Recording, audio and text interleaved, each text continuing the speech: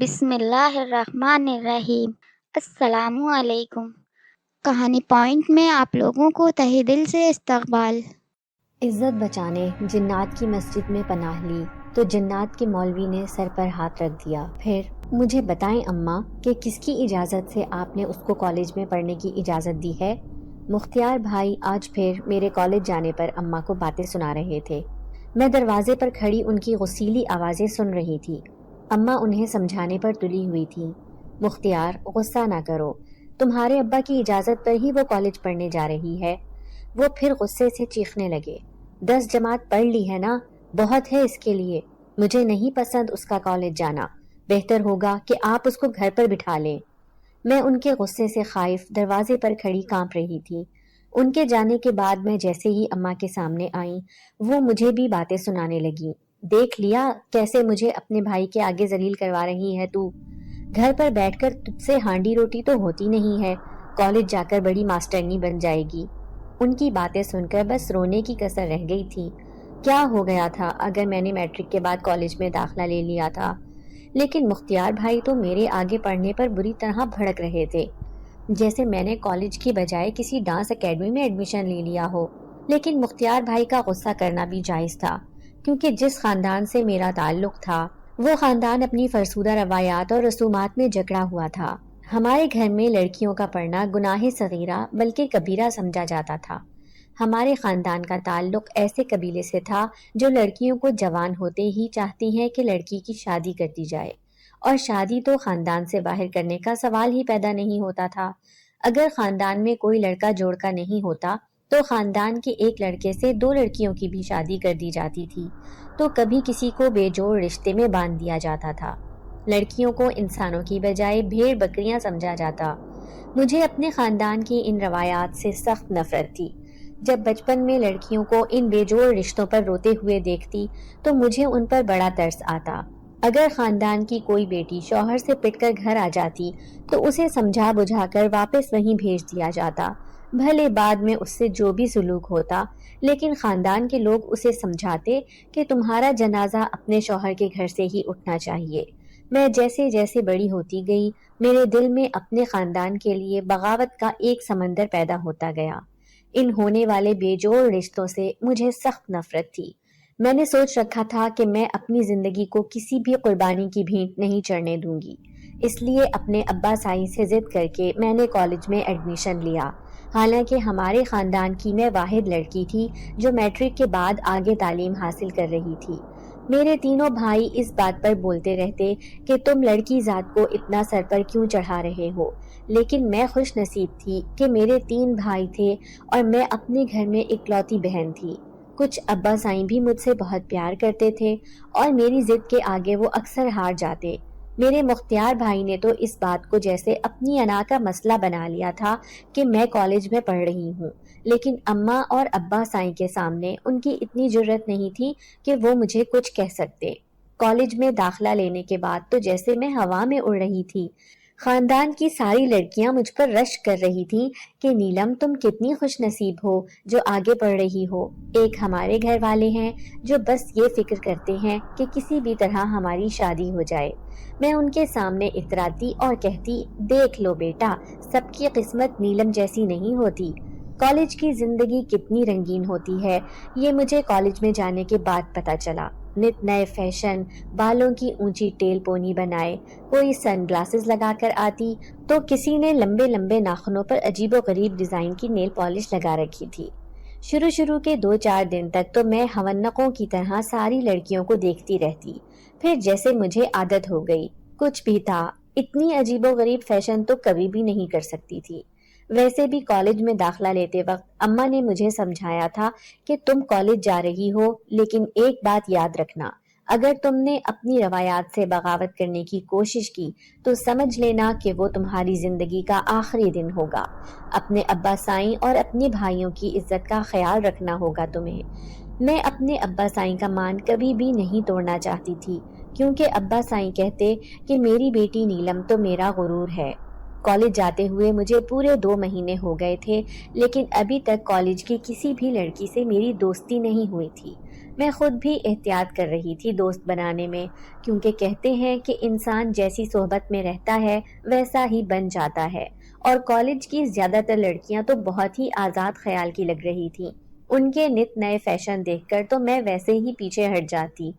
ایک دن میں اکیلی بینچ پر بیٹھی ہوئی تھی، ایک لڑکی چوئنگم چباتی پونی ٹیل بنائے میرے ساتھ آ کر بیٹھ گئی۔ وہ مجھے غور سے دیکھ رہی تھی، میں اس کی نظروں سے تھوڑی کنفیوز ہو رہی تھی۔ پھر اس نے میری طرف ہاتھ بڑھایا اور بولی، ہیلو، مائی نیم از حرم شاہ، تمہارا کیا نام ہے؟ جی میرا نام نیلم ہے، میں نے اسے جواب دیا۔ واو، کتنا پیارا نام ہے تمہارا، وہ مسکراتے ہوئے مجھ سے کہنے لگی، تو میں بھی اس کی بات پر مسکرا دی۔ وہ مزید گویا ہوئی، میں تمہیں کب سے نوٹس کر رہی ہوں، تم اکثر اکیلی دکھائی دیتی ہو، کیا تم نے ابھی تک کالج میں کوئی بھی دوست نہیں بنائی ہے؟ میں نے نفی میں سر ہلایا، اسے کہا کہ نہیں، میں نے ابھی تک کسی سے بھی دوستی نہیں کی ہے۔ میرا جواب سن کر اس نے کہا، چلو ٹھیک ہے، آج سے میں تمہاری دوست، کیا تم میری دوستی قبول کرو گی؟ اس کی بات سن کر میں تھوڑی گڑبڑا گئی، پھر پتہ نہیں کیوں میں نے اس کا ہاتھ تھام لیا۔ میری طرف سے دوستی کا اشارہ پا کر وہ بہت خوش ہوئی اور کہنے لگی، چلو ٹھیک ہے، دوستی پکی، آج سے تم صرف میرے ساتھ رہو گی کیونکہ تم مجھے بہت پیاری لگتی ہو، بہت معصوم۔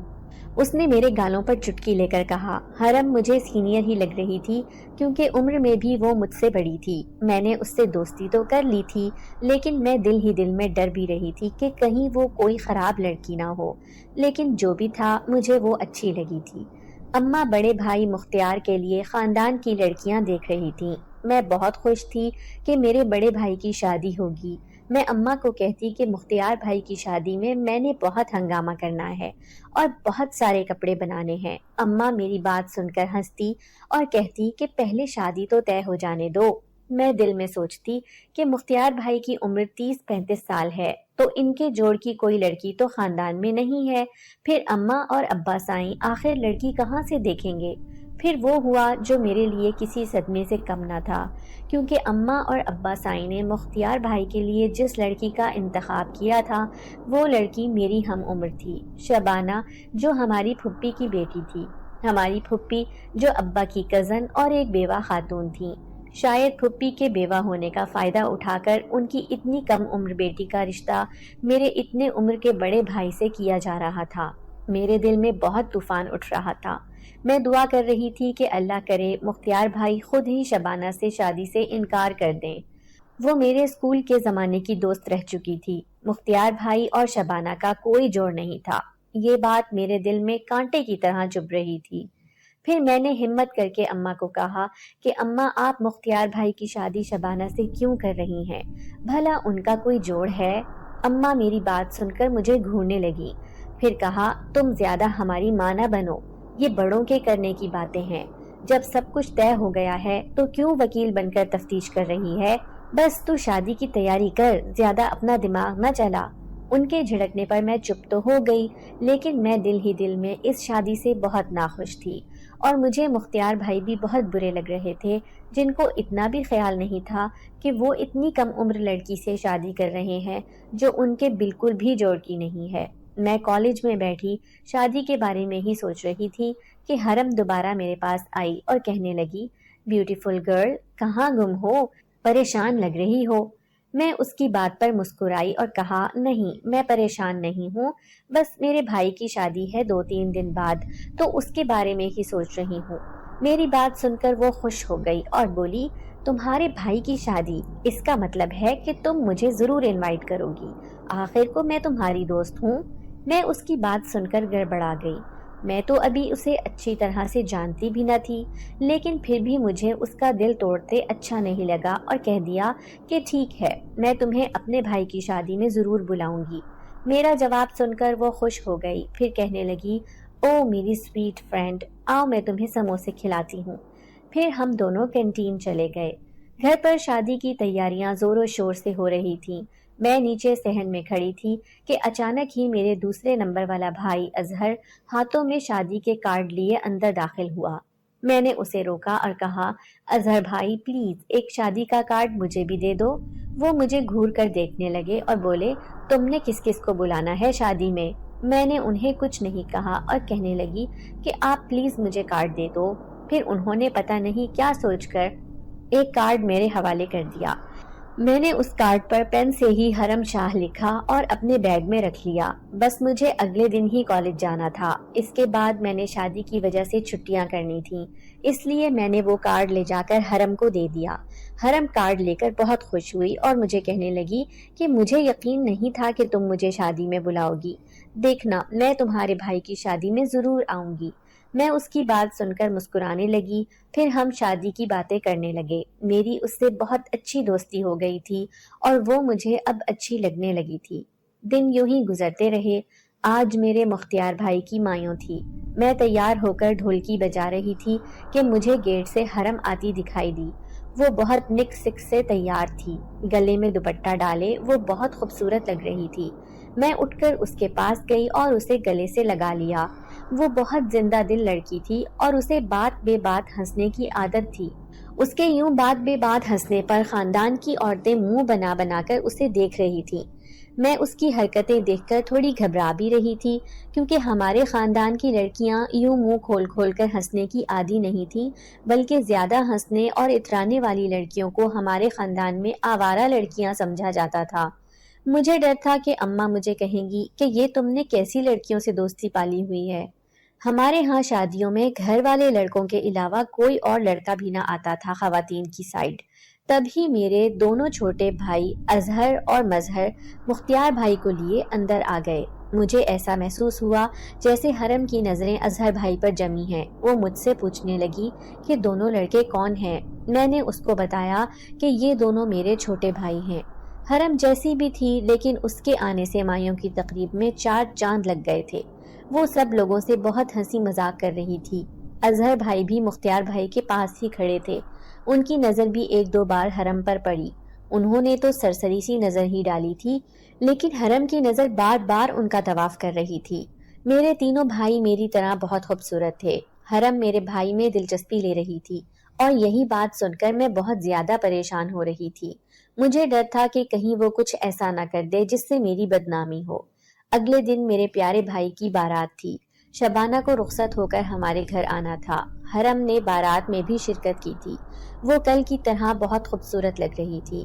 اظہر بھائی اس کو بڑی دلچسپ نظروں سے دیکھ رہے تھے اور وہ تو جیسے دیوانہ وار اظہر بھائی کے ارد گرد گھوم رہی تھی اور کسی طرح چاہ رہی تھی کہ وہ بھی اظہر بھائی کی نظروں میں آ جائے۔ جب ہم بارات لے کر جا رہے تھے تو وہ ہمارے ساتھ ہی بیٹھ گئی۔ اس کار کو بھائی چلا رہے تھے۔ وہ ان سے بار بار فری ہونے کی کوشش کر رہی تھی۔ اظہر بھائی بھی اس سے مذاق کر رہے تھے، لیکن مجھے اس کی حرکت ایک آنکھ نہیں بھا رہی تھی۔ میں سوچ رہی تھی کہ یہ لڑکی اتنی آزاد خیال ہے، یہ مجھے نہیں پتا تھا۔ شبانہ رخصتی کے ٹائم بہت زیادہ رو رہی تھی اور میں اس کے دکھ کو محسوس کر کے دکھی ہو رہی تھی۔ مجھے ایسا لگا کہ شاید اس کی زبردستی شادی کی جا رہی ہے۔ اب شبانہ بھی ہمارے گھر کا ایک فرد بن چکی تھی۔ شادی کے ہنگاموں کے بعد میں نے بھی کالج جانا شروع کر دیا تھا۔ میں نے شادی میں حرم کی حرکتیں دیکھی تو میرا دل چاہ رہا تھا کہ اس سے دوستی ختم کر دوں، لیکن وہ کچھ زیادہ ہی مجھ سے چپکنے لگی تھی اور میں چاہتے ہوئے بھی اس سے دوستی نہ توڑ سکی۔ ایک دن ہم دونوں ایسے ہی باتیں کر رہے تھے۔ وہ مجھے کہنے لگی کہ نیلم تم میرا ایک کام کرو گی؟ میں نے کہا کیا؟ تو بولی کہ مجھے تمہارا بھائی اظہر بہت اچھا لگتا ہے، کیا تم مجھے اس کا نمبر دے سکتی ہو؟ میں حیران رہ گئی۔ میں نے کہا دیکھو ہمارے خاندان میں باہر شادیاں نہیں کرتے ہیں۔ وہ مجھے کہنے لگی مجھے تمہارا بھائی اظہر بہت پسند ہے، ایسا لگتا ہے جیسے میں اس سے پیار کرنے لگی ہوں۔ اس کی باتیں سن کر مجھے گھبراہٹ ہو رہی تھی اور ساتھ ٹینشن بھی۔ آخر وہی ہوا جس کا ڈر تھا۔ پھر اس نے مجھے کہا کہ اگر تم نے مجھے نمبر نہ دیا تو میں تمہارے گھر آ جاؤں گی اور تمہاری اماں سے تمہارے بھائی کا نمبر لے لوں گی۔ وہ مجھے دھمکانے لگی۔ میں اس کی بات سن کر ڈر گئی۔ سوچا اگر یہ سچ مچ ہمارے گھر آ گئی اور ابا سائی نے سن لیا تو وہ مجھے جان سے ہی مار دیں گے۔ اب وہ مجھے زہر لگ رہی تھی۔ پھر میں نے اسے اظہر بھائی کا نمبر دے دیا اور سختی سے تاکید کی کہ تم نے ان سے میرا نام نہیں لینا ہے ورنہ وہ مجھے جان سے مار دیں گے۔ نمبر لے کر وہ بہت خوش ہوئی۔ میں دل میں سوچ رہی تھی کہ یہ بہت مکار اور چالاک لڑکی ہے، میں نے اس سے دوستی کر کے بہت بڑی غلطی کی ہے۔ یوں ہی دن گزرتے رہے۔ اب میں اس سے دوستی ختم کرنا چاہتی تھی۔ جہاں بھی مجھے یہ نظر آتی میں راستہ بدل لیتی یا چھپ جاتی۔ ایک دن میں اظہر بھائی کو چائے دینے کے لیے ان کے کمرے میں گئی تو مجھے ایسا لگا جیسے وہ کسی سے فون پر باتیں کر رہے ہیں، اور جیسے ہی ان کے منہ سے نام سنا تو میں حیران رہ گئی تھی کہ وہ حرم سے ہی باتیں کر رہے تھے۔ ان کو خاموشی سے چائے دینے کے بعد میں باہر آ گئی اور سوچنے لگی کہ آخر یہ سلسلہ چل پڑا ہے، کیونکہ مرد تو ویسے ہی عورت کی ایک نظر کا بھوکا ہوتا ہے۔ دونوں فون پر ایک دوسرے سے رابطے بڑھا رہے تھے۔ جب تک میں نے انٹر کیا دونوں پیار کے اس سفر میں کافی آگے نکل چکے تھے۔ اب ابا سائیں سوچ رہے تھے کہ اظہر بھائی کی بھی شادی کر دی جائے۔ مجھے حیرانی ہو رہی تھی کہ اظہر بھائی حرم سے چکر چلا رہے تھے، لیکن پھر بھی انہوں نے اماں کو یہ نہیں کہا کہ میں اس سے شادی کروں گا، بلکہ جو لڑکیاں اماں اور ابا سائیں نے پسند کی تھیں وہ اسی پر خوش تھے۔ اور میں سوچ رہی تھی کہ جب یہ بات حرم کو پتہ چلے گی تو وہ کیا کرے گی۔ میں ایک دن کالج میں بیٹھی تھی کہ حرم میرے پاس آئی اور کہا کہ تمہارا بھائی مجھ سے اتنے دن سے رابطہ نہیں کر رہا، آخر کیا وجہ ہے؟ جا کر اسے بول دینا کہ حرم اسے کبھی بھی نہیں چھوڑے گی، اگر اس نے کسی اور سے شادی کی تو میں بہت برا حال کروں گی اس کا۔ اب میں اظہر بھائی کو کیا کہتی؟ اگر کچھ کہتی بھی تو وہ مجھے کہتے کہ میں نے تو ایسے ہی اس لڑکی سے دوستی کی ہے، یہ تو میرے پیچھے ہی پڑ گئی ہے۔ اب گھر میں اظہر بھائی کی شادی کی تیاریاں ہو رہی تھیں۔ میں خوف کا شکار تھی، کیونکہ اگر حرم نے کچھ الٹا سیدھا کر لیا تو ہم کیا کریں گے؟ اظہر بھائی کی شادی خاندان کی کسی اور لڑکی سے ہو رہی تھی۔ اب اماں چاہ رہی تھی کہ میں بھی کالج چھوڑ دوں۔ پھر میں نے اماں سے کہا کہ میں اس سال کے پیپر دے کر خود ہی کالج چھوڑ دوں گی۔ میں نے پھر دوبارہ کالج جانا شروع کر دیا۔ ایک دن میں بیٹھی نوٹس بنا رہی تھی کہ حرم میرے پاس آئی اور کہنے لگی، بھائی کی شادی مبارک ہو۔ میں نے اس کی بات سن کر سر جھکا لیا تو وہ بولی، کوئی بات نہیں، اگر تمہارے بھائی نے مجھ سے بے وفائی کی ہے تو اس میں تمہارا کیا قصور ہے؟ میں تم سے اب بھی دوستی نہیں توڑوں گی۔ چلو آج ہم کہیں باہر آئس کریم کھانے چلتے ہیں، کیونکہ میرا موڈ اچھا ہے۔ میں اس کی بات سن کر گھبرا گئی اور کہنے لگی، نہیں، میں کہیں نہیں جا سکتی، کیونکہ مجھے گھر والوں کی طرف سے اس کی اجازت نہیں ہے۔ لیکن اس نے کہا کہ کوئی بات نہیں، گھر والوں کو کچھ بھی پتہ نہیں چلے گا۔ اور یوں زندگی میں پہلی بار میں اس کے ساتھ کالج سے آدھی چھٹی لے کر آ گئی۔ پھر اس نے باہر آ کر ایک کار کی جانب اشارہ کیا اور بولی، وہ دیکھو، کوئی ہمارا انتظار کر رہا ہے۔ میں گھبراہٹ کا شکار ہو رہی تھی، وہ پتہ نہیں مجھے کس کے ساتھ لے کر جائے گی۔ میں نے اسے صاف منع کیا کہ مجھے کہیں نہیں جانا، بلکہ ہم گھر جا رہے ہیں، لیکن وہ بڑے پیار اور میٹھے انداز میں بولی، اوہو، تم تو ایسے ہی گھبرا جاتی ہو، چلو وہ کوئی اور نہیں بلکہ میرا کزن ہے، بس ہم آدھے گھنٹے میں آئس کریم کھا کر واپس آ جائیں گے، پھر میں تمہیں گھر پر چھوڑ دوں گی۔ پھر میرا ہاتھ کھینچ کر اپنے کزن کی گاڑی میں بٹھا دیا۔ کار میں موجود اس کا کزن گاڑی کے شیشے سے بار بار مجھے دیکھ رہا تھا۔ مجھے اس کی آنکھوں سے بہت گھبراہٹ ہو رہی تھی۔ پھر وہ دونوں مجھے کسی فلیٹ میں لے گئے۔ وہ جگہ خاصی سنسان سی تھی۔ میں نے اس سے پہلے یہ جگہ کبھی بھی نہیں دیکھی تھی۔ میں تو گھر سے نکلتی ہی نہیں تھی۔ میں نے حرم کی طرف دیکھا اور کہا، تم تو مجھے آئس کریم کھلانے لے کر جا رہی تھی، تو تم مجھے یہاں کیوں لے کر آ گئی ہو؟ تو وہ کہنے لگی، ہاں ہاں چلتے ہیں، ابھی بس میں ذرا اپنے کپڑے چینج کر لوں۔ یوں وہ مجھے زبردستی اپنے ساتھ اندر لے آئی۔ میں کمرے میں بیٹھی تھی، دونوں باہر تھے۔ ایک عجیب سی بے چینی مجھے بیٹھنے نہیں دے رہی تھی۔ تبھی میں اٹھ کر ان لوگوں کے پاس آنے لگی۔ یہ دیکھ کر میں حیران رہ گئی کہ دونوں کوئی انجیکشن بھر رہے تھے۔ حرم لڑکے سے کہہ رہی تھی کہ یہ انجیکشن تم نے اسے لگانا ہے، جب وہ بے ہوش ہو جائے گی تو اس کی تم برہنہ ویڈیو بناؤ گے۔ وہ لڑکا بڑی عیاری سے ہنس رہا تھا۔ ان کی باتیں سن کر میرے رونگٹے کھڑے ہو گئے، گویا وہ مجھے بہانے سے یہاں لے کر آئی تھی، شاید میرے بھائی کی بے وفائی کا بدلہ مجھ سے لینا چاہتی تھی۔ میں بری طرح سے پھنس چکی تھی۔ پھر میں نے ادھر ادھر نظر گھما کر دیکھا تو یہاں سے باہر جانے کا راستہ زیادہ نہیں تھا۔ میرا دل دھک دھک کر رہا تھا۔ مجھے اپنی جان اور عزت دونوں ان ذلیلوں سے بچانا تھا۔ پھر میں ان سے نظریں بچا کر دھیرے دھیرے باہر گیٹ کی طرف بڑھنے لگی۔ وہ دونوں کوئی مشروب تیار کر رہے تھے۔ دروازے پر کنڈی لگی ہوئی تھی۔ میں نے جیسے ہی کنڈی کھولی، شاید ان کو میری آواز آ گئی۔ تبھی حرم چیخنے لگی، ساحر، اسے پکڑو، وہ بھاگ رہی ہے۔ میں گیٹ کھولتے ہی اتنی تیزی سے بھاگی جیسے میرے پاؤں کو ہوا لگ گئی ہو۔ میں نے ایک گرد نہ دیکھا، بس بھاگنا شروع کر دیا۔ میں بہت تیزی سے بھاگ رہی تھی۔ مجھے ایسا لگا جیسے اس کا کزن اور وہ میرے پیچھے بھاگ رہے ہیں۔ میں ان سے کافی دور نکل آئی تھی۔ سارا جنگل بیابان نظر آ رہا تھا۔ پیاس کی شدت سے میرے گلے میں کانٹے چبھ رہے تھے۔ میں کسی جائے پناہ کی تلاش میں تھی۔ میرا بیگ، پانی کی بوتل وغیرہ سب اسی فلیٹ میں رہ گئے تھے۔ مجھے سامنے ایک چھوٹی سی مسجد نظر آ رہی تھی اور میں اپنی عزت بچانے کی خاطر مسجد میں چلی گئی۔ مجھے کچھ ہوش نہ تھا۔ مسجد میں ٹھنڈے پانی کا ایک کولر رکھا ہوا تھا۔ میں نے لگاتار 2-3 گلاس پانی بھی پیے اور مسجد کے فرش پر بیٹھ گئی۔ میرے ساتھ اتنا بڑا حادثہ پیش آ چکا تھا۔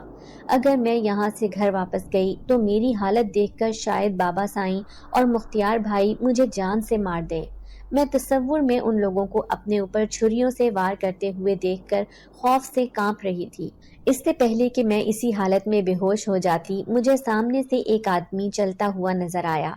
وہ میری طرف ہی آ رہا تھا۔ اس آدمی نے میرے سر پر ہاتھ رکھا اور پوچھا، کون ہو تم؟ اس کے چہرے سے نور ٹپک رہا تھا۔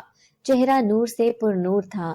مجھے گمسم دیکھ کر وہ بولا، بیٹا گھبراؤ مت، میں اس مسجد کا امام ہوں۔ میں نے ان سے کہا، امام صاحب میرے پیچھے کچھ لوگ کھڑے ہیں، وہ مجھے مارنا چاہتے ہیں اور میری عزت لوٹنا چاہتے ہیں، اس لیے میں اس مسجد میں چھپ گئی ہوں۔ پھر انہوں نے مجھے تسلی دی اور کہا، گھبراؤ مت، یہ اللہ کی مسجد ہے اور یہاں تمہارا کوئی بال بھی بیکا نہیں کر سکتا۔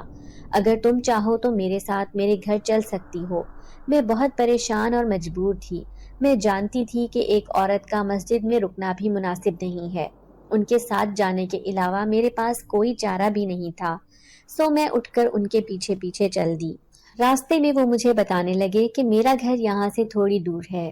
جنگل بیابان میں ہر طرف ہو کا عالم تھا۔ اس جگہ پر ایسے مسجد اور امام صاحب کا ملنا حیرت سے کم نہ تھا۔ تقریباً آدھے گھنٹے کے راستے کے بعد سامنے ایک بستی نظر آ رہی تھی۔ میں یہ دیکھ کر حیران تھی کہ بستی کے سارے گھر ہی ایک جیسے لگ رہے تھے اور ہر گھر کے درمیان اتنا ہی فاصلہ تھا۔ سارے ہی گھر ایک لائن سے بنے ہوئے تھے، کچھ دائیں طرف تھے تو کچھ بائیں طرف۔ امام صاحب نے اپنے گھر کا دروازہ بجایا۔ میں سر جھکا کر اندر ہی اندر سوچ رہی تھی کہ نہ جانے ان کے گھر والوں کا رد عمل میرے ساتھ کیا ہوگا۔ ایک موٹی سی عورت نے دروازہ کھولا۔ امام صاحب کو دیکھ کر اس نے سلام کیا، پھر اس کو پیچھے میں کھڑی ہوئی نظر آئی۔ ماتھے پر بل ڈالے وہ مجھے دیکھنے لگی، پھر امام صاحب سے پوچھنے لگی کہ یہ لڑکی کون ہے، ہمارے جیسی تو نہیں لگ رہی۔ امام صاحب نے اسے اشارہ کیا اور کہا، یہ لڑکی اپنے حالات سے بہت پریشان ہے، لوگوں کی ستائی ہوئی ہے، تم اس سے سوال جواب کر کے اسے مزید پریشان مت کرنا، جاؤ اس سے کھانے پانی کا پوچھو۔ اور امام صاحب کی بیوی نے مجھے کھانا لا کر دیا۔ کھانا اتنا لذیذ اور خوشبودار تھا کہ شاید زندگی میں نے ایسا کھانا کبھی نہیں کھایا تھا۔ کھانا کھا کر میں چارپائی پر لیٹ گئی۔ عشاء کا ٹائم ہونے والا تھا۔ امام صاحب نے اپنی بیوی کو کہا کہ میں مسجد جا رہا ہوں نماز ادا کرنے کے لیے، تم اس لڑکی کا بہت خیال رکھنا۔ میں چارپائی پر لیٹی سوچ رہی تھی کہ آج میں گھر نہیں پہنچی تھی اور پیچھے میرے ابا صاحب اور ماں کا کیا حال ہو رہا ہوگا۔ شاید وہ میرے بارے میں یہی سوچ رہے ہوں گے کہ میں کسی لڑکے کے ساتھ بھاگ گئی ہوں، اور مختیار بھائی تو شاید مجھے کبھی نہ بخشیں، کیونکہ وہ تو ویسے ہی غصے کے بہت تیز تھے۔ اب میں کبھی بھی گھر واپس نہیں جا سکتی تھی، کیونکہ اگر گھر جاتی تو وہاں صرف میرے لیے موت ہی تھی۔ ایک خراب لڑکی سے دوستی کرنے کی مجھے اتنی بڑی سزا مل رہی تھی۔ یہی باتیں سوچ کر میں روتی رہی اور روتے روتے سو گئی۔ دوسرے دن میری صبح آنکھ کھل گئی۔ امام صاحب کی بیوی یہاں وہاں کام کرتی پھر رہی تھی۔ میں ان کی بیوی کے پاس گئی، پھر ان سے کہا کہ میں بھی آپ کی کام میں مدد کروا دیتی ہوں۔ اس نے صاف منع کر دیا اور کہنے لگی کہ اگر امام صاحب نے تمہیں کام کرتے ہوئے دیکھ لیا تو وہ مجھے ڈانٹیں گے، اس لیے بس تم آرام کرو۔ اس کی آواز میں طنز تھا، جسے میں محسوس کر کے شرمندہ سی ہو گئی اور واپس کمرے میں آ گئی۔ مجھے ایسا لگا جیسے امام صاحب کی بیوی میرے یہاں آنے سے بہت ناخوش ہے۔ میں ابھی یہ بات سوچ ہی رہی تھی کہ وہ ناشتے کی ٹرے ہاتھوں میں اٹھا کر چلی آئی۔ شاید امام صاحب نے اسے سختی سے تاکید کی تھی کہ اس نے میرا بہت خیال رکھنا ہے۔ میں چپ چاپ ناشتہ کرنے لگی۔ جو بھی تھا آخر اس پیٹ کی دوزخ کو تو بھرنا ہی تھا جو ہر حال میں کھانا مانگتا ہے۔ میں نے جیسے ہی ناشتہ کیا وہ کھانے کی ٹرے اٹھا کر چلی گئی۔ شام کو امام صاحب اور اس کی بیوی میرے پاس آئے۔ انہوں نے مجھے کہا، بیٹی تم یہاں پریشان مت ہونا، ہم تمہیں یہاں کسی چیز کی پریشانی نہیں ہونے دیں گے۔ جیسے تم اپنے حالات سے تنگ آ کر یہاں آئی ہو ویسے ہی ہماری سالوں کی خواہش تمہاری صورت میں پوری ہو گئی ہے۔ میں حیرت سے ان کا منہ دیکھ رہی تھی کہ وہ کیا بات کر رہے ہیں، مجھے کچھ سمجھ نہیں آ رہی تھی۔ امام صاحب کہنے لگے، پوری بستی والے سالوں سے کسی انسان کا انتظار کر رہے تھے، کیونکہ ہمیں ایک ایسے انسان کی ضرورت تھی جو ہمارا ایک کام کر سکے، انسان کی صورت میں کام کر سکے۔ مجھے کچھ سمجھ نہیں آ رہی تھی، آخر وہ بھی تو انسان ہی تھے، تو پھر وہ ایسی باتیں کیوں کر رہے تھے؟ پھر امام صاحب کہنے لگے، تم ہمیں غلط مت سمجھنا، لیکن ہم آدم زاد نہیں بلکہ جن زاد ہیں، اور یہ پوری بستی جن زادوں سے بھری ہوئی ہے۔ کچھ سالوں پہلے تک ہم بھی اپنے قبیلے والوں کے ساتھ رہتے تھے، لیکن پھر ہماری ایک غلطی کی وجہ سے قبیلے کا راجا ہم سے اتنا ناراض ہوا کہ اس نے ہمیں یہاں اس جنگل بیابان میں پھینک دیا۔ آج تک ہم اسی حالت میں یہاں پڑے ہیں۔ ہم یہاں پر بالکل خوش نہیں ہیں، کیونکہ جو مزہ قبیلے والوں کے ساتھ رہنے میں ہے وہ جنگل بیابان میں نہیں ہے۔ میں خوف سے کانپنے لگی اور سوچ رہی تھی کہ کیا حقیقت میں میرے ساتھ ایسا ہو رہا ہے؟ میں کہیں کوئی خواب تو نہیں دیکھ رہی؟ امام صاحب نے مجھے گھبراتے ہوئے دیکھا تو کہنے لگے، بیٹا گھبراؤ مت، ہم تمہارا کوئی نقصان نہیں کریں گے، کیونکہ جیسے تم مسلمان آدمزاد ہو ایسے ہی ہم مسلمان جنات ہیں، ہم کبھی بھی کسی کا برا نہیں کر سکتے۔ اگر تم ہمارا ایک کام کر دو تو ہم تمہاری کہی ہوئی ہر بات پوری کر دیں گے، کیونکہ جس مشکل میں ہم گرفتار ہیں اس کا حل صرف ایک انسان کے پاس ہی ہے، اور وہ ہمارے پاس نہیں ہے۔ میں نے ڈرتے ڈرتے امام صاحب سے کہا کہ آپ کیا بات کر رہے ہیں، مجھے بتائیں کہ آپ کس مشکل میں ہیں، ہو سکتا ہے میں آپ کی مشکل حل کر سکوں۔ پھر امام صاحب اپنی کہانی سنانے لگے۔ آج سے کئی سال پہلے ہم اپنے قبیلے کے ساتھ خوشحال زندگی گزار رہے تھے۔ قبیلے کے راجا نے ہمیں اپنا ایک کام سونپا اور کہا کہ تم قبیلے والوں میں سے جو بھی جنزاد میرا ایک کام کرے گا، میں اس جنزاد کو قبیلے میں ایک خاص مقام عطا کر دوں گا۔ زمین پر 100 فٹ کی گہرائی کے نیچے ایک خاص نگینہ چھپا ہوا ہے، میں اس نگینے کی انگوٹھی بنوا کر اپنے ہاتھ میں پہننا چاہتا ہوں۔ جو بھی جنزاد مجھے وہ نگینہ لا کر دے گا، میری نظروں میں اس کو بہت عزت اور مقام ملے گا۔ یہ سننا تھا کہ ہر جنزاد کہنے لگا کہ یہ کام میں کروں گا، یہ کام میں کروں گا۔ پھر راجہ صاحب کی نظر سب سے ہوتی ہوئی مجھ پر ٹھہر گئی۔ وہ مجھے کہنے لگے، یہ کام صرف یوسف کرے گا۔ میں راجہ کی بات سن کر بہت خوش ہوا اور میں نے فوراً حامی بھر لی کہ میں آپ کا یہ کام ضرور کروں گا۔ اور پھر میں جاں فشانی کے ساتھ راجہ صاحب کے بتائے ہوئے کام میں جت گیا اور زمین کو 100 فٹ کھود کر آخر کار میں نے وہ نگینہ حاصل کر لیا۔ میں خوشی خوشی وہ نگینہ لے کر راجہ صاحب کے پاس دینے جا رہا تھا کہ راستے میں میرا آدم زاد کی بھری ہوئی گاڑی سے ٹکراؤ ہو گیا۔ میرے ہاتھ سے وہ نگینہ اچھل کر گر گیا اور میں بے ہوش ہو گیا۔ جب میں ہوش میں آیا تو نگینہ ڈھونڈ ڈھونڈ کر تھک گیا، لیکن وہ مجھے کہیں نظر نہیں آیا۔ اگر میں خالی ہاتھ چلا جاتا تو راجہ صاحب مجھ سے شدید ناراض ہو جاتے۔ میں یہ سوچ کر بہت پریشان ہو رہا تھا۔ پھر میں نے ایک خاص عمل کیا اور پتہ لگانے کی کوشش کی کہ وہ نگینہ آخر کہاں گیا ہے۔ عمل کے دوران بس مجھے اتنا پتہ چلا کہ جس گاڑی سے ٹکراؤ ہوا تھا اسی گاڑی میں موجود ایک شخص نگینہ اٹھا کر اپنے گھر لے گیا تھا۔ اب مجھے خالی ہاتھ ہی اپنے قبیلے کی طرف جانا تھا۔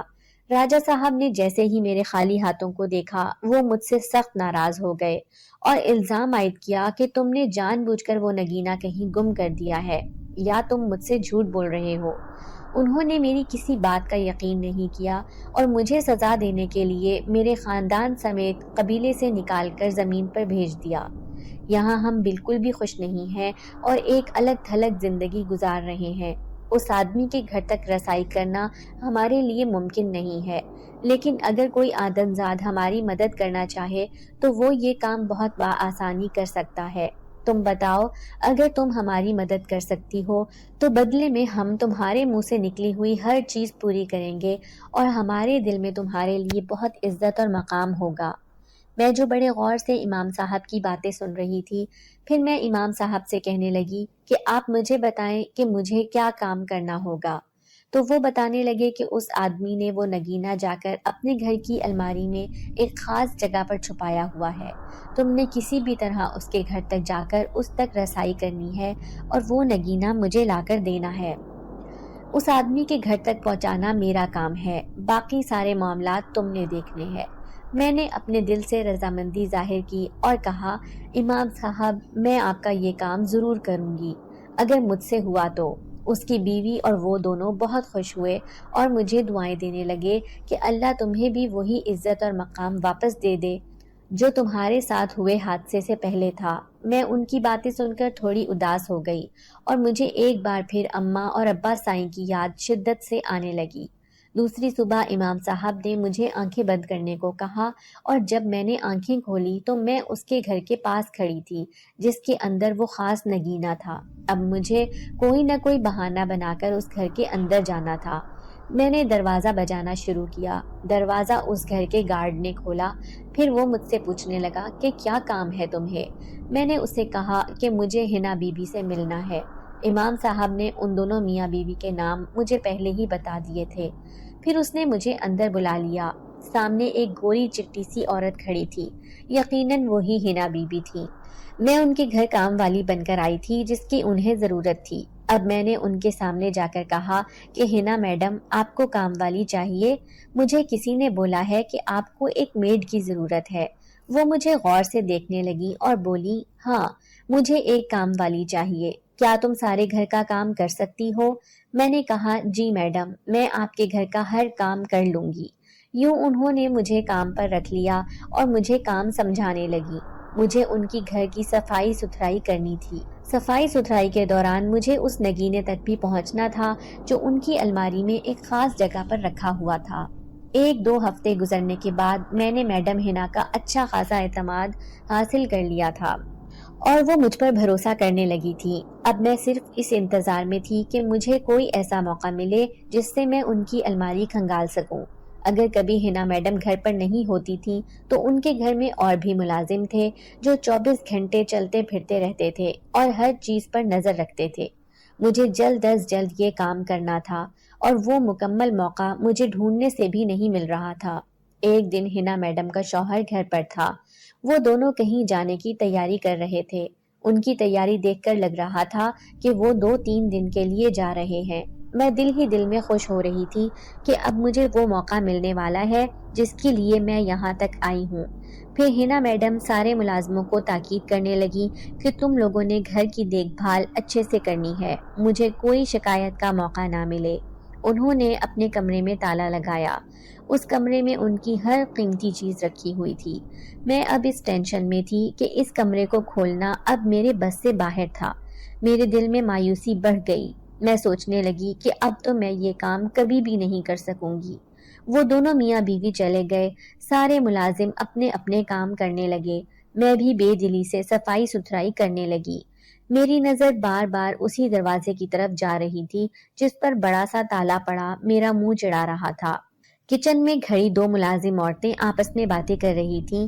حنا میڈم ویسے تو اپنے آپ کو بڑی عقل مند سمجھتی ہیں، لیکن وہ ڈپلیکیٹ چابی تو اپنے ساتھ لے کر ہی نہیں گئیں۔ ایک ملازمہ دوسری سے کہنے لگی، ہاں دیکھو تو، ہمیں دکھانے کے لیے بس کمرے پر تالا لگا کر چلی گئی، جیسے اس کو ہم چور نظر آ رہے ہیں۔ وہ دونوں منہ بنا کر باتیں کر رہی تھی حنا میڈم کے بارے میں، لیکن میرے کان کھڑے ہو چکے تھے۔ اب مجھے ہر صورت وہ ڈپلیکیٹ چابیاں ڈھونڈنی تھی جو اسی گھر میں موجود تھیں۔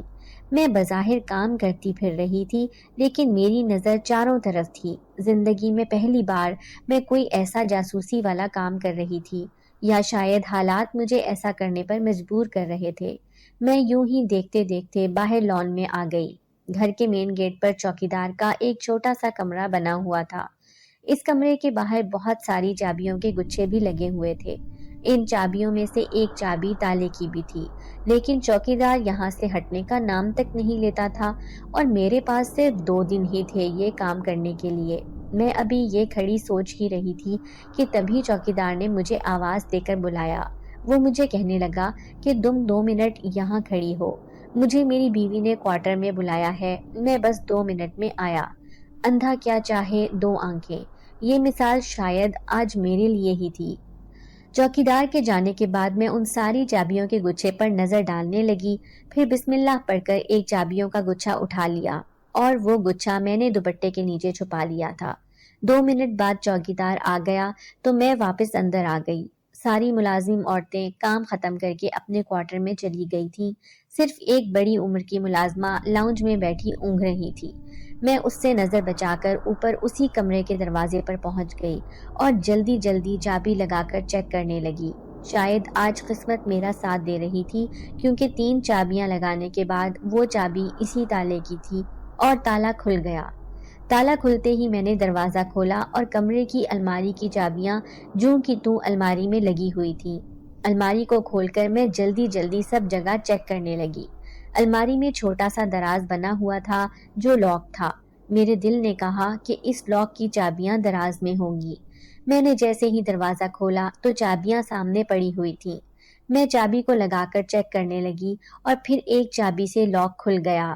ویسے ہی لاک کھلا، سیف میں موجود وہ خوبصورت سا نگینہ اپنی پوری آب و تاب سے چمک رہا تھا۔ وہ اتنا خوبصورت تھا کہ میری نظریں اس سے ہٹنے کا نام ہی نہیں لے رہی تھیں۔ میں نے وہ نگینہ کسی قیمتی خزانے کی طرح چھپا لیا۔ سب چیزیں ایسے ہی بکھری پڑی تھیں۔ میرا کام ہو چکا تھا۔ میں نے واپس دروازے کو تالا لگا دیا۔ حنا میڈم اور اس کے شوہر کا کیا ری ایکشن ہوتا ہے، مجھے اس سے کوئی لینا دینا نہیں تھا۔ دل کی دھڑکن بہت تیزی سے بڑھ رہی تھی۔ مجھے اپنی آنکھوں پر یقین نہیں آ رہا تھا کہ میں اپنا کام کر چکی ہوں۔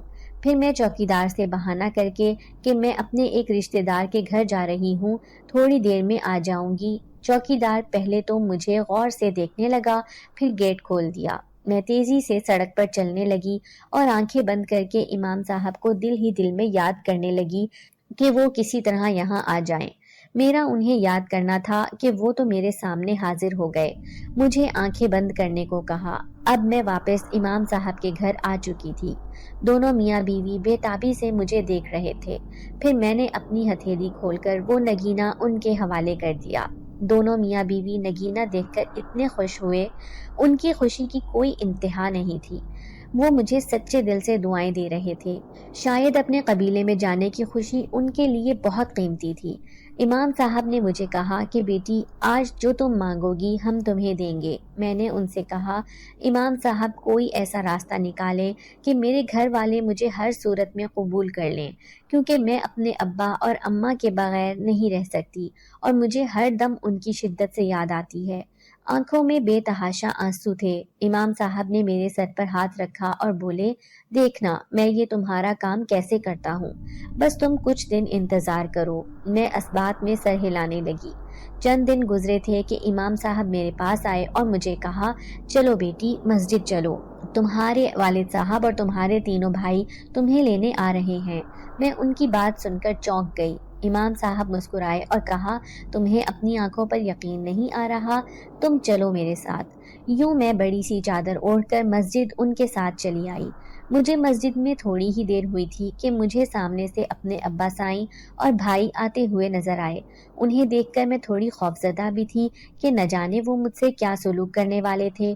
میں اتنے دن سے گھر سے باہر تھی، پتہ نہیں میرے بارے میں کیا کیا سوچ رہے ہوں گے۔ پھر ابا سائیں نے مجھے دیکھتے ہی گلے سے لگا لیا۔ ان کے سینے سے لگی میں زار و قطار رو رہی تھی۔ تبھی امام صاحب آئے اور وہ ابا اور دونوں بھائیوں سے کہنے لگی کہ تمہاری بیٹی ایک نیک بچی ہے، یہ بہت برے حالات میں پھنس گئی تھی، لیکن اللہ تعالیٰ نے اس کی مدد کی اور اس بچی کو اس مسجد میں پہنچا دیا۔ یہ اللہ کا گھر ہے اور میں اس بچی کی پاکی کی گواہی دیتا ہوں۔ اگر تم اس رب کی ذات کو نہیں مانتے ہو تب بھی اس بچے کو کوئی نقصان نہیں پہنچاؤ گے۔ تمہیں مجھ سے قرآن پر حلف لینا ہوگا کہ اس بچی کو کوئی نقصان نہیں پہنچاؤ گے۔ تبھی میرے ابا کہنے لگے کہ امام صاحب آپ اس مسجد کے امام ہیں اور کوئی انسان اللہ کے گھر میں کھڑا ہو کر میری بیٹی کی گواہی دے تو میں ایک خوش نصیب باپ ہوں۔ میں اپنی بیٹی کو اچھی طرح جانتا ہوں۔ جس لڑکی نے اسے اس حال تک پہنچایا ہے وہ ہمیں گھر آ کر ساری حقیقت اپنے منہ سے بتا چکی ہے۔ یہ اللہ نے اس کی سزا اسے دے دی ہے۔ میں ان کے منہ سے یہ باتیں سن کر حیران رہ گئی۔ میں نے امام صاحب کو اللہ حافظ کہا۔ بے شک جنات بھی اللہ کی بنائی ہوئی مخلوق ہیں۔ جیسے انسان اچھے اور برے ہوتے ہیں، ایسے ہی جنات میں سے بھی کچھ اچھے اور برے ہوتے ہیں۔ میں اپنے ابا سائیں اور بھائیوں کے ساتھ واپس گھر آ گئی۔ اماں بار بار میری نظر اتار رہی تھیں اور صدقے اور خیرات بھی کر رہی تھیں۔ مجھ سے ملنے کے لیے پورا خاندان آیا ہوا تھا۔ میں حیران تھی کہ میں دل میں اتنی خوفزدہ تھی کہ مجھ سے پتہ نہیں کیا سلوک کیا جائے گا، لیکن وہ لوگ تو مجھ سے پہلے سے بھی زیادہ عزت اور محبت سے پیش آ رہے تھے۔ اس بات کا بعد میں میری اماں نے بتایا تھا کہ تمہاری جانے کے بعد تمہارے ابا سائیں اور بھائی یہی سمجھ رہے تھے کہ تم گھر سے کسی کے ساتھ بھاگ گئی ہو۔ ایک دن وہی تمہاری دوست ہمارے گھر آئی۔ اتفاق سے تمہارے بھائی اور ابا گھر پر ہی تھے۔ وہ بہت زیادہ رو رہی تھی اور بار بار ہم سے معافی مانگ رہی تھی۔ ہم سب حیران تھے کہ وہ ہم سے معافی کیوں مانگ رہی ہے۔ وہ خود ہی بتانے لگی کہ میں نے نیلم کے ساتھ بہت غلط کیا ہے۔ میں اس کو تباہ و برباد کرنا چاہتی تھی کیونکہ میں آپ کے چھوٹے بیٹے اظہر سے محبت کرنے لگی تھی، لیکن شاید اظہر کو میرا ساتھ منظور نہیں تھا اور اب وہ مجھ سے جان چھڑانے لگا تھا، اور جب اس کی شادی ہونے لگی تو میں حسد کی آگ میں جلنے لگی۔ اس بات کا بدلہ میں نے نیلم سے لینے کا فیصلہ کیا اور اپنے کزن کے ساتھ مل کر اس کی عزت لوٹنا چاہی۔ میرا کزن اس کے ساتھ غلط کرنا چاہتا تھا۔ میں اس چیز کی ویڈیو بنانا چاہتی تھی تاکہ آپ کے پورے خاندان کو بدنام کر سکوں، لیکن اس نے ہماری باتیں سن لی اور وہاں سے بھاگ گئی۔ لیکن جو حرکت میں اس کے ساتھ کرنا چاہتی تھی وہ میرے کزن نے میرے ساتھ کر کے مجھے رسوا کر دیا۔ اس نے میری گندی ویڈیو بنا کر ہر جگہ پھیلا دی ہے اور میرے ماں باپ تو مجھے دیکھنے تک کے روادار نہیں ہیں۔ انہوں نے مجھے گھر سے نکال دیا ہے۔ پورے خاندان نے مجھ سے قطع تعلق کر لیا ہے۔ خدا کے لیے آپ لوگ میری مدد کریں اور میرے کزن کو پولیس کے حوالے کر دیں، ورنہ وہ نہ جانے کتنی اور لڑکیوں کو ذلیل و رسوا کر دے گا۔ تمہارا مختار بھائی یہ ساری باتیں سن کر آگ بگولا ہو گیا۔ وہ تمہاری دوست کو قتل کرنا چاہتا تھا، جس نے دوست کے بھیس میں ناگن بن کر ڈسا تھا۔ ہم نے بڑی مشکل سے اسے روکا، سمجھایا کہ اللہ نے اس کے کیے کی سزا اسے دے دی ہے۔ ہماری بیٹی کو ڈھونڈنے کی کوشش کرو۔ ہم تمہارے لیے بہت اداس تھے۔ اچانک ایک خط ہمارے گھر آیا اور اس میں لکھا تھا کہ آپ کی بیٹی میرے پاس سلامت ہے۔ میں ایک مسجد کا امام ہوں۔ اگر آپ اپنی بیٹی کو لے جانا چاہتے ہیں تو آپ کو ایک مسجد میں آنا پڑے گا۔ وہ خط دیکھ کر ہم بہت خوش ہوئے۔ یوں تمہارے ابا اور بھائی تمہیں لے کر آ گئے۔ اپنی ماں کے منہ سے یہ ساری باتیں سن کر میں اس رب کی شکر گزار تھی۔ اس نے مجھے دوبارہ عزت بخشی تھی۔ میری نادانی میں کی ہوئی دوستی نے مجھے بہت رسوائی دینی چاہی تھی، اور زندگی میں بعض فیصلے ایسے ہوتے ہیں جو آپ کو کہیں کا نہیں چھوڑتے، لیکن میں سوچتی ہوں کہ اگر مجھے اللہ کی طرف سے وہ مسجد کا امام صاحب نہ ملتا تو شاید میں کسی غلط ہاتھوں میں بھی پھنس سکتی تھی، لیکن اللہ نے میری ذات اور عزت کا پردہ رکھا۔ میں نے کسی کے لیے آسانی کی تو بے شک اس رب کی ذات نے مجھ پر آسانی کی۔ آج 1 سال بعد میری شادی ہے میرے اپنے خاندان میں، کیونکہ جو مزہ خاندان کے ساتھ رہنے میں ہے وہ کہیں اور رہنے میں نہیں۔ میں سب لڑکیوں سے یہی کہنا چاہوں گی کہ اپنی خواہشوں کی تکمیل سے پہلے ماں باپ اور بھائیوں کی عزت کا بھی خیال رکھیے۔ امید کرتے ہیں کہ آپ لوگوں کو آج کی ویڈیو پسند آئی ہوگی۔ ویڈیو کو لائک کریں اور روزانہ ایک ایسی ویڈیو سننے کے لیے ہمارے چینل کو سبسکرائب کریں۔ ملتے ہیں اگلی ویڈیو میں۔ اللہ حافظ۔